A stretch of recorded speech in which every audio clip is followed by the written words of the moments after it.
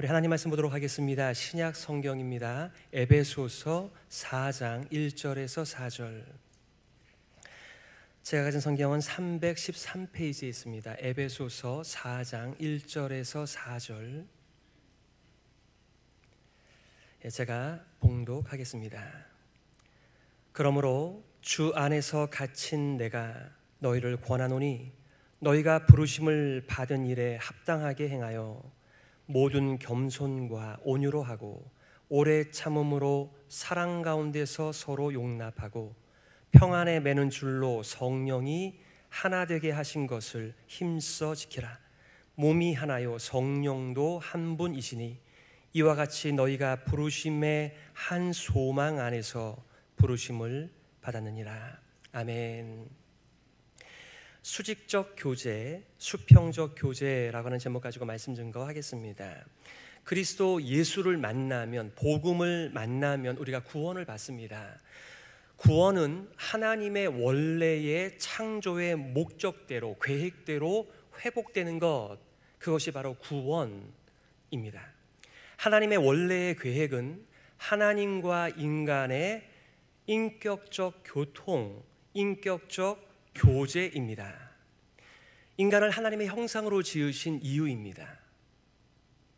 인간들만 유일하게 하나님의 형상으로 지음을 받았습니다. 그러므로 구원을 확신하는 자리는 하나님과의 교제, 즉 창조주와의 수직적인 관계가 건강할 때에 찾아오는 열매입니다. 우리는 이것을 살아있는 예배다 이렇게 말하기도 하죠. 동시에 구원을 확신하는 자리는 예수님을 만나 하나님과의 인격적 관계가 회복된 사람들과의 만남에서, 즉 그리스도의 공동체 안에서 생기는 열매입니다. 다른 데서 내가 구원의 확신을 가지고 살아야지라고 하면 너무나 어려운 길이 될 거예요.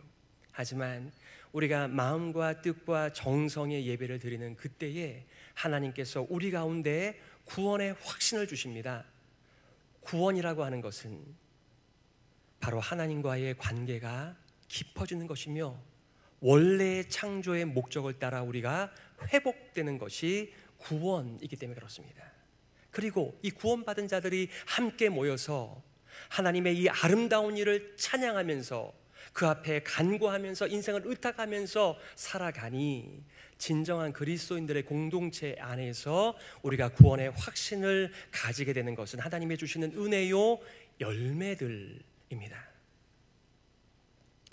제 인생 속에서 복음이 선명하지 못했던 시절에는 하나님과의 교제의 정점이 되는 이 예배가 얼마나 지겨웠는지 모릅니다. 하나님을 잘 모르니 하나님께 대한 이 간절한 진지한 인생이 담겨져 있는 고백이 저랑은 맞지 않는 거죠. 그러니까 왜 일어나라고 하는가, 왜 앉으라고 하는가, 왜 이 찬양을 더불어 부르자고 하는가, 공감이 안 되는 이 찬양의 가사를 그 자리에 있다는 이유만으로 불러야 한다는 것 자체가 너무나 힘들고 지겨운 나날이었습니다. 어린 시절 그저 아버지와 어머니가 가정예배를 인도하시니까 다 같이 무릎 꿇고 성경을 읽으며 기도하며 찬송을 불렀지만 경험되지 않는 하나님, 그러나 예배를 드려야 하는 그 세팅 속에서 참 힘든 시간을 보냈습니다.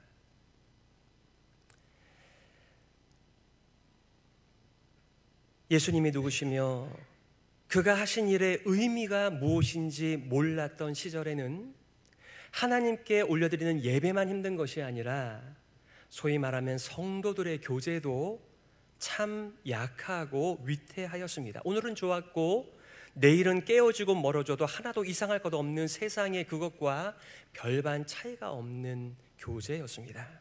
그러나 복음은 우리를 하나님의 가족으로 인도합니다. 철로 역정에 보시게 되면 이 크리스찬이 그리스도의 십자가 아래에서 자신의 죄짐이 물러나고 아름다움의 성에 도착하게 됩니다. 아름다움의 성은 바로 오늘날 교회를 상징하는 곳입니다. 거기에 경계라고 하는 watchful이죠. 이 문지기가 있습니다. 그런데 함부로 그 교회 안에 아름다움의 집에 들여놓지 않습니다. 어디에서 왔습니까? 어디를 향해 가고 있습니까? 정말 순례자의 정체성이 있습니까? 왜 그렇게 하는 것이죠? 아름다움의 성에, 아름다움의 집에 하나님의 가족들과 어울리는 사람을 사전에 점검하는 것입니다. 정말 거듭났는가? 그것도 모자라 그 아름다움의 집에 있는 네 자매가, 이름도 참 희한합니다. 신중과 경건과 분별과 자애, 사랑이라고 하는 이름을 가진 네 자매가 따뜻하게 이 크리스찬을 맞이해 줍니다. 그런데 이 신중이 또 물어보죠. 언제 거듭났느냐? 왜 이제야 오게 되었느냐? 가끔 옛날 생각이 나느냐? 너의 이름이 무엇이냐? 크리스찬은 대답합니다. 원래 저의 이름은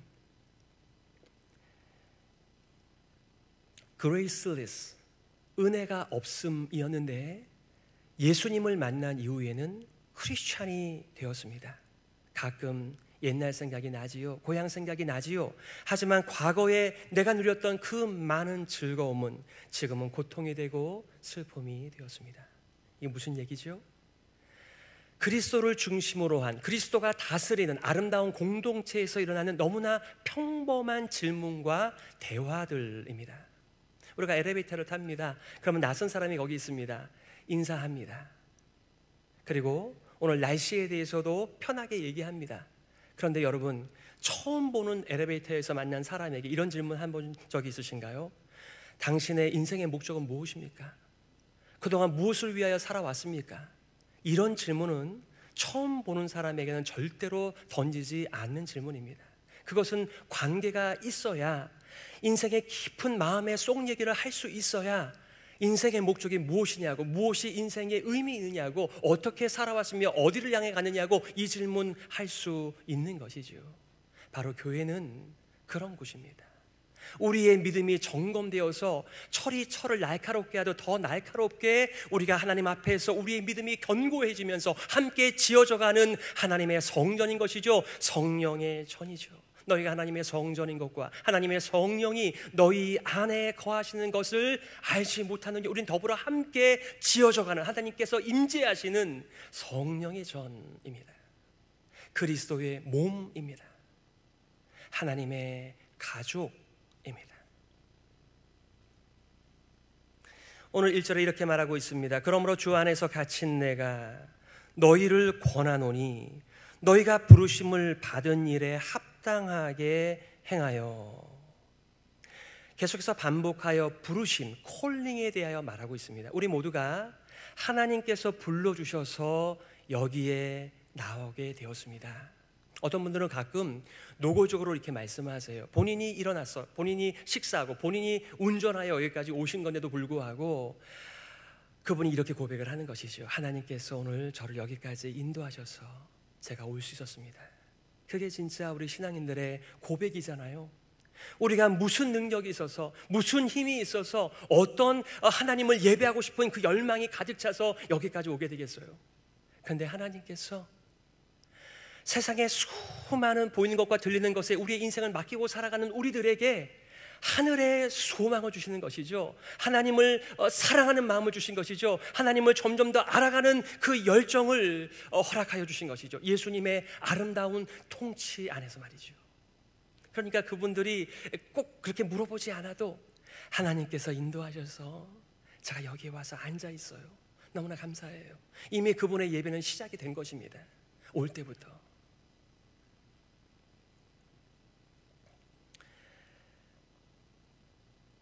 우리는 다 하나님께서 콜링 불러주셨기 때문에 하나님의 가족과 함께 그리스도의 몸을 이루면서 함께 지어져가는 여기에 온 것입니다. 가끔 목사의 콜링 질문하시는 분들이 많이 계십니다. 언제 콜링을 받았느냐? 그때 무슨 일이 있었느냐? 그것도 굉장히 중요하지만 우리 모두가 크리스천의 콜링 앞에 헌신할 필요가 있습니다. 바로 하나님께로 향한 콜링이고 하나님의 공동체를 향한 콜링입니다. 오늘 여러분들과 이 두 가지를 좀 나누려고 해요. 자, 첫 번째는, 자, 우리의 부르심은 하나님께로의 부르심입니다. 그것이 바로 수직적 교제 예배이고요. 두 번째는 수평적 교제, 바로 하나님의 가족들과의 교제로의 부르심입니다. 그러니까 방향성이 있는 거죠. 목적이 있는 것이죠. 자, 첫 번째 수직적 교제 예배입니다. 오늘 4절 말씀에 몸이 하나요 성령도 한 분이시니 이와 같이 너희가 부르심의 한 소망 안에서 부르심을 받았느니라. One body, one spirit, one hope. 몸도 하나요, 성령도 하나요, 소망도 하나요, 주도 하나요, 믿음도 하나요, 세례도 하나요, 하나님도 한 분이라고 말합니다. 우리가 예배 시간에 사도신경으로 우리의 신앙을 고백합니다. 성부 하나님을 향한 우리의 고백, 성자 하나님을 향한 나와 우리의 고백, 성령 하나님을 향한 나와 우리의 고백을 통하여 우리가 한 몸을 이루게 된 것입니다. 우리의 살아온 배경과 살고 있는 방식이 다 다르지만 한 가지 공통점이 있는데 바로 믿음입니다. 우리의 모든 것은 바람처럼 지나가지만 영원한 것, 바로 하나님의 말씀, 그 하나님의 말씀으로 인하여 우리가 예수님을 만나고 복음을 만나고 하나님을 알아가고 하나님을 사랑하면서 바로 그 이유 때문에 예배를 더불어 함께 드리는 것이죠. 혼자 밥 먹습니다. 혼자 영화 봅니다. 혼자 취미생활을 합니다. 혼자 독서를 합니다. 그런 거 다 혼자 하실 수 있으세요. 그런데 예배는 하나님께서 공동체로 모여 함께 드리는 예배를 말씀하셨습니다. 시편 133편 성전에 올라가는 노래라고 하는 제목이 붙어 있습니다. 이렇게 되어 있죠. 무엇이 선하고 아름다운가? 형제가 연합하여 동거함이 선하고 아름답다 라고 말씀하시면서 바로 거기에서 하나님께서 영생을 명하셨나니, 이게 바로 구원입니다. 이게 영생입니다. 때로는 정말 하나님 앞에 온전히 집중하고자, 독대하고자 혼자 하나님을 추구하는 것 너무나 잘한 일입니다. 그러나 그것만 있어서는 안 됩니다. 하나님을 사랑하고 하나님의 은혜로 살아가는 수많은 성도들과 더불어 함께 올려드리는 공동체의 예배가 하나님의 주신 은혜입니다. 우리의 특권입니다. 하나님의 초대입니다.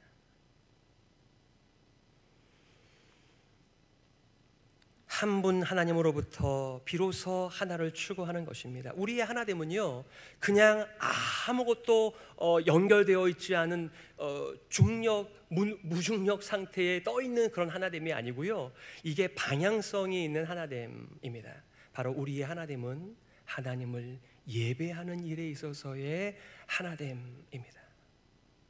우리는 종종 예배를 드리는 데 있어서 마음과 뜻과 정성과 목숨을 다하여 예배를 드린다라고 말하고 있습니다. 여러분, 세상에 수많은 일들 가운데 마음과 뜻과 정성과 목숨까지 바쳐야 하는 일은 그렇게 흔하지 않아요. 그러나 우리 하나님께서는 우리를 위하여 자기 아들을 아끼지 아니하시고 내어주신 그 하나님이십니다. 우리가 만나는 하나님은 자기 아들을 내어주신 분이십니다. 그 얘기는 자신을 내어주신 분 앞에 우리가 서 있는 것입니다. 그러니 우리는 충분히 마음과 뜻과 정성과 목숨을 다하여 예배드릴 이유가, 근거가, 내용이 있는 사람들입니다. 제가 어렸을 때, 제가 무지했었을 때는 그저 예배를 드리면 시작부터 시계를 보기 시작합니다. 언제 끝나나. 왜냐하면 그 시간이 너무나 지루하니까, 이해가 안 가는 예배이니까요. 어떤 분들은 축도가 중요하다 하여 축도까지 자리를 지키시는 분이 계시고요, 어떤 분은 설교가 중요하다 하여 설교만 듣고 가시는 분이 계시고요. 저도 예전에 다 그런 경험을 했었습니다. 그런데요, 정말 복음을 깨닫고 보니까 우리를 향하신 하나님의 뜻을 조금 더 알게 되니까 예배 시간에 버릴 게 하나도 없더라고요. 제가 성가대원은 아니지만 성가대의 찬양의 그 가사에 저의 전인격을 올려놓습니다. 제가 대표 기도자는 아니지만 대표자의 그 기도 한마디 한마디에 저의 마음을 담아 아멘으로 화답합니다.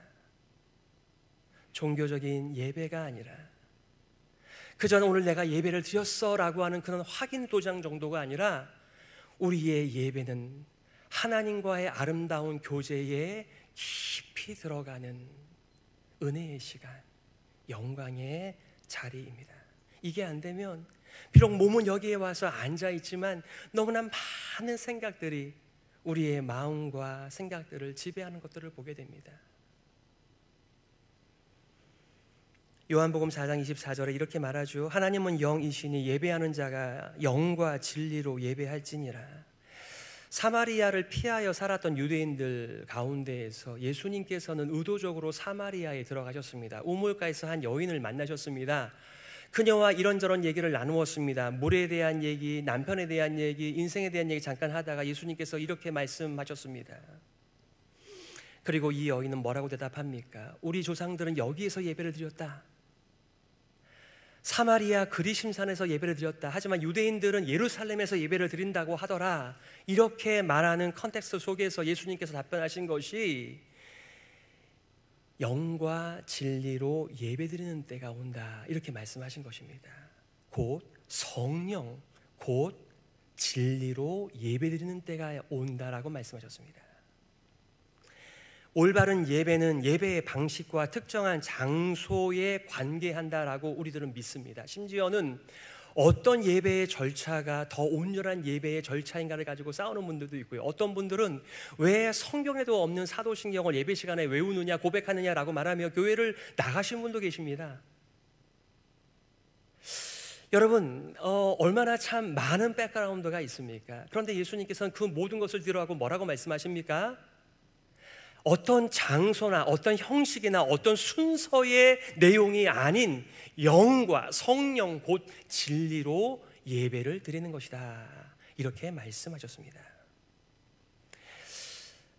이제 세교반을 시작하면서 우리가 매번 첫 번째 과에서 한 스토리를 다룹니다. 다시 떠난 탕자 이야기입니다. 우리가 누가복음 15장에 보면 아버지의 가산을 다 말아먹고 아버지까지 말아먹어버린 이 탕자 이야기가 나오지 않습니까? 그럼에도 불구하고 이 아버지께서 사실 그것이 하나님께 등을 돌린 타락한 아담에 대한 예수님의 커멘터리입니다. 그런데 이 아들이 하나님의 아버지의 사랑을 받고 아버지가 어떻게 사랑했습니까? 누추한 모든 것을 상실한 먹을 것도 제대로 먹지 못하는 이 아들을 멀리서 보고 달려와 끌어안습니다. 새 옷을 입히고 가락지를 끼우고 신발을 씌우며 이 아이는 분명히 내 자녀야 이렇게 선포하십니다. 잔치를 베풉니다. 그것이 감동이 되었는지 이 각색한 다시 떠난 탕자 이야기는 이 탕자가 다시 집을 떠납니다. 아버지를 떠납니다. 왜냐하면 이제는 나를 위해서가 아니라 아버지를 위하여 돈을 벌어 아버지께 소중한, 귀중한, 중요한 가치 있는 선물을 해야지 이 각오로 아버지를 떠나는 것이지요. 드디어 5년 동안 열심히 잠도 제대로 자지 않고 열심히 성실하게 일하여 성공을 하였고 그가 모은 돈을 가지고 아버지께 드리는 선물을 사가지고 집에 돌아왔는데 아버지는 안 계시고 유서만 남아있는 것이었습니다. 그 유서의 내용이 이런 내용이었습니다. 사랑하는 아들아, 나에게는 아무것도 필요 없단다. 정말로 내게 필요한 것은 바로 너와 함께 있는 것이란다. 내가 정말 보고 싶구나. 저는 이 메시지 정말 간단한 각색된 스토리를 들으면서 저의 지나간 과거들이 많이 지나갔습니다. 그리고 우리 사랑하는 성도들의 인생도 많이 지나갑니다. 많은 분들이 하나님께 뭔가를 해드리고자 하나님의 뜻을 모른 채 열심히 인생을 사는 것 같아 보이기 때문에 그렇습니다. 이 스토리의 교훈은 아버지의 마음을 올바로 아는 것이 아버지를 기쁘게 하는 길이라는 거예요. 나름대로 믿는 것이 중요한 것이 아니라 하나님의 방법으로 믿는 것이 하나님의 원하는 것, 이렇게 말씀하시는 것이죠. 저는 일주일에 몇 번 예배를 드렸느냐, 성경은 몇 장을 읽었느냐, 기도는 몇 시간 했느냐, 이런 많은 질문들 속에 인생을 살아왔습니다. 근데 하나님께서는 그런 질문을 안 하시는 거지요. 철성아, 너랑 함께 하고 싶다, 너가 보고 싶다, 이렇게 말씀하시는 것이지요. 그래서 우리의 예배가 그를 향한 하나님의 사랑을 경험하면서 그를 향한 찬양이 시작되는 것이잖아요. 어저께 권사님들과 함께 기도하면서 기도의 제목 중에 한 가지가 북한 땅의 그리스도인들을 위한 기도였습니다. 우리처럼 마음껏 소리 높여 찬양과 기도를 하지 못하고 숨죽이며 드리는 그 예배자들을 위하여 기도하였습니다. 우리는 이렇게 예배가 7시 있습니다, 9시 있습니다, 11시 있습니다, 온라인 서비스가 제공이 됩니다, 광고를 할 수 있지만 이들의 예배는 광고를 절대 할 수 없습니다. 그들은 예배를 드리는 그 시간에도 숨을 지어가면서 다른 사람들에게 들리지 않는 목소리로 예배를 드려야만 하는 사람들입니다. 그러니 우리가 기도하는 것이죠. 저들에게도 마음껏 목청을 돋우어 하나님의 성호를, 하나님의 아름다움을, 하나님의 성실하심을 찬양하고 하나님 앞에 화답하는 영광의 예배가 있게 하여 주옵소서. 그날이 오게 하여 주옵소서. 한반도 통일보다 복음의 통일이 먼저 그 땅에 임하게 하여 주옵소서. 우리의 기도의 제목이지요. 자, 두 번째는 우리의 부르심은 예배로의 부르심인 동시에 공동체로의 부르심입니다. 자, 두 번째 수평적 교제, 서로의 삶을 향한 하나됨입니다. 로마서 12장 5절에 이렇게 말하고 있습니다. 이와 같이 우리 많은 사람이 그리스도 안에서 한 몸이 되어 서로 지체가 되었느니라. 여러분, 로마서 1장부터 11장까지의 말씀을 한마디로 요약할 수는 없지만 이렇게 말들을 합니다. 우리를 향하신 하나님의 끊을 수 없는 사랑이다. 하나님의 사랑을 받는 사람들의 삶은 어떻게 사는 것이 바로 가치 있게 살아가는 삶이니까 거기에 대한 해답입니다. 우리의 정체성은 우리 많은 사람이 그리스도 안에서 한 몸이 되어 서로 지체가 되었다. 모든 그리스도인들은 서로가 지체가 됩니다. 따로따로 있던 지체들이 모여서 몸을 이루는 것이 아니라 원래 몸은 지체들로 구성이 되어 존재하는 것입니다. 이와 마찬가지로 각각의 그리스도인들이 모여서 교회가 되는 것이 아니고요, 예수님을 믿을 때 교회 공동체에 속하게 되는 것입니다. 그러므로 오늘 4장 3절에 이렇게 말하고 있습니다. 평안에 매는 줄로 성령이 하나 되게 하신 것을 힘써 지키라. 다시 한번요. 평안에 매는 줄로 성령이 하나 되게 하신 것을 힘써 지키라. 바로 하나님을 향한 그 깊은 교제에 들어가는 예배, 바로 공동체에 헌신하고 수고하고 섬기는 이 하나됨을 힘써 지키라는 것입니다. 세 번역엔 이렇게 말하죠. 성령이 여러분을 평화의 띠로 묶어서, 이렇게 말씀합니다. 가끔 꽃꽂이 하시는 분들께서 꽃을 늘어놓으신 다음에 가위를 갖고 키를 조절하면서 이렇게 화병에다가 담아 놓습니다. 참 그 흩어져 있던 꽃들이 예술이 되는 것이지요. 다 다릅니다. 색깔도 다르고요, 모양도 다르고요, 키도 다릅니다.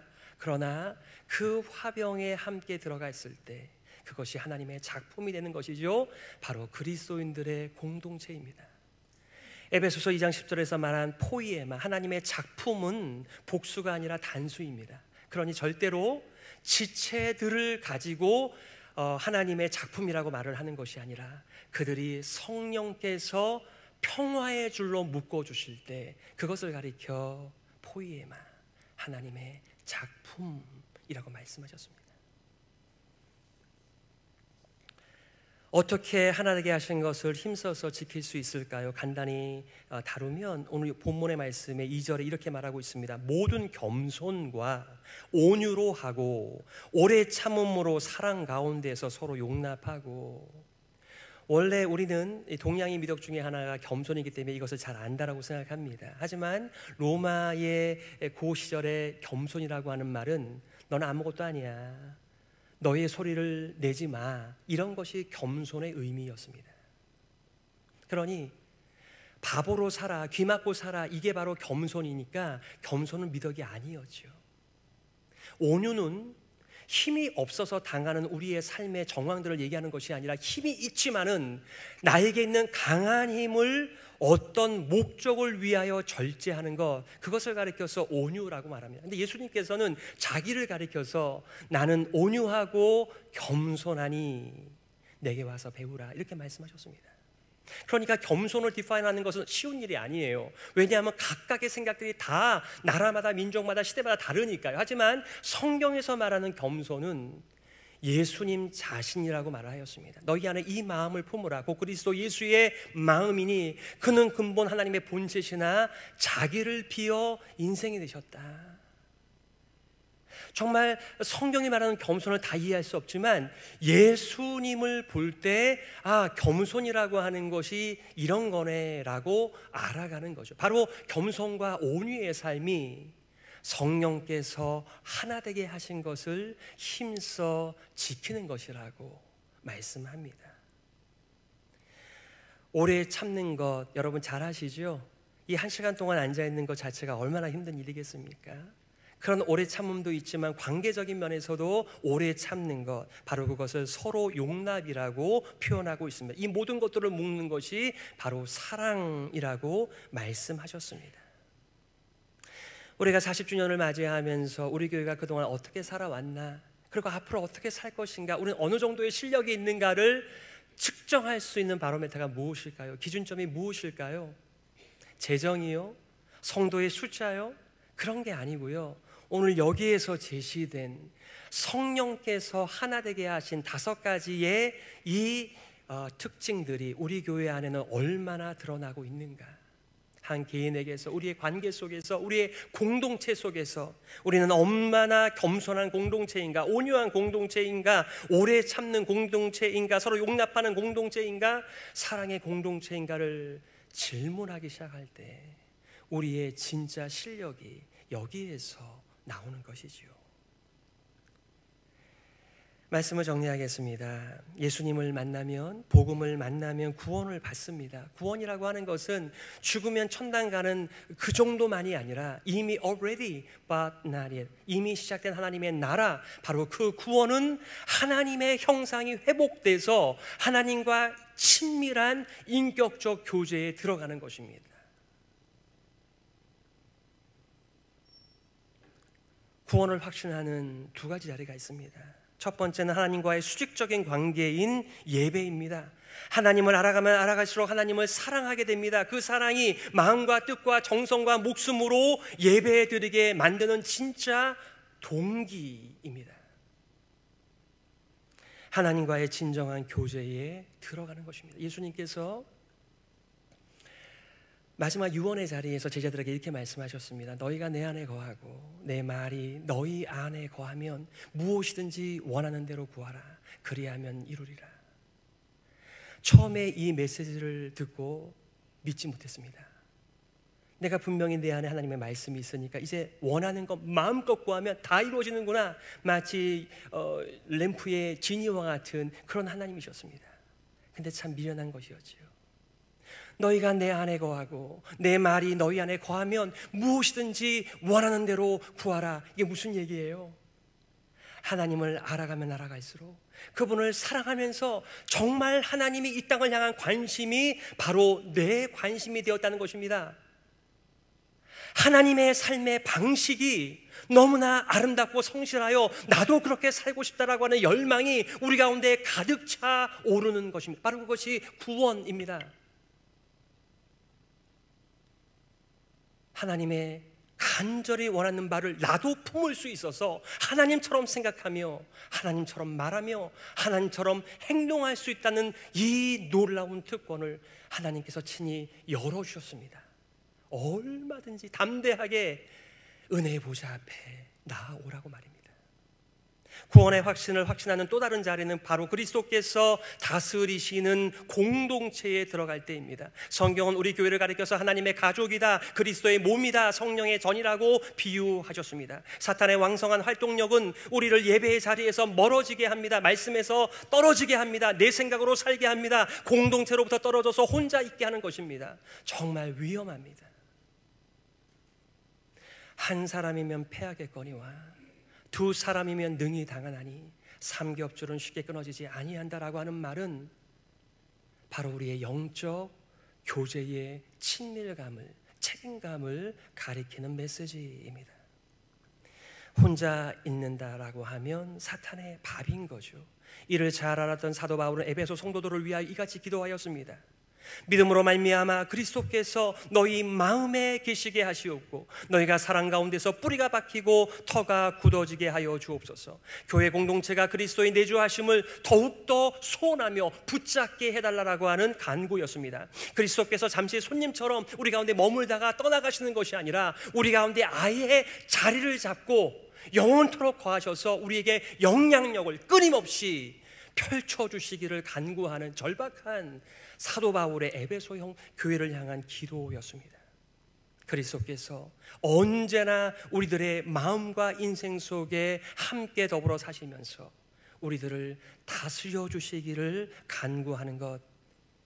주님, 우리가 결코 겸손하고 온유할 인생들이 아니지만, 오래 참는 사람들이 아니지만, 사랑하며 살 수 있는 존재가 아니지만 그리스도 예수께서 이곳에 임하셔서 사랑으로 주님의 몸된 교회 섬기며 하나님을 더 사랑하며 깊이 있는 교제 자리에 나아가게 하여 주옵소서. 이같이 하나님 앞에 쓰임받으며 하나님의 놀라운 복들을 누리시는 복된 인생 되시기를 예수님의 이름으로 축복합니다. 이 시간의 말씀 기억하면서 이렇게 기도했으면 좋겠습니다. 주님, 예수님 안에서 성도는 그리스도의 몸, 하나님의 성전인 것을 믿음으로 깊이 받아들이게 하여 주옵소서. 서로 사랑하는 교회가 되게 하여 주옵소서. 이를 인하여 하나님의 충만까지 이르게 하여 주옵소서. 하나님과의 교제와 성도의 교제가 회복되게 하여 주옵소서. 우리 말씀 앞에서 함께 기도하며 나아가겠습니다.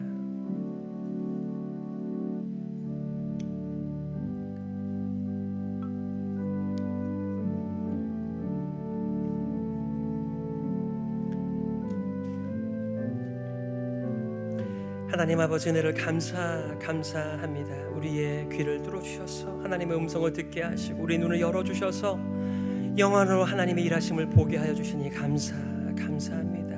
우리가 하나님 앞에 나와 예배드리면서 더 깊이 있는 하나님과의 교제 가운데 들어가 하나님처럼 생각하게 하여 주옵소서. 하나님의 일을 감당하는 교회가 될 수 있도록 아버지 하나님께서 은혜를 부어 주옵소서. 하나님 아버지, 은혜를 감사합니다. 우리를 고아처럼 내버려두지 않으시고 하나님의 가족을 허락하여 주시니 감사합니다. 예수님이 머리가 되시는 그리스도의 몸으로 살아갈 수 있도록 인도하여 주시니 감사합니다. 성령과 더불어 함께 지어져가는 성전 되게 하여 주시니 감사합니다. 우리의 현실이 그렇지 않다고 할지라도 보이는 것과 들리는 것에 우리의 인생을 의탁하지 않고 하나님의 영원한 진리의 말씀께 우리의 남은 인생을 의탁하며 믿음으로 살게 하여 주옵소서. 살아계신 예수 그리스도의 이름으로 기도드립니다. 아멘. 자리에서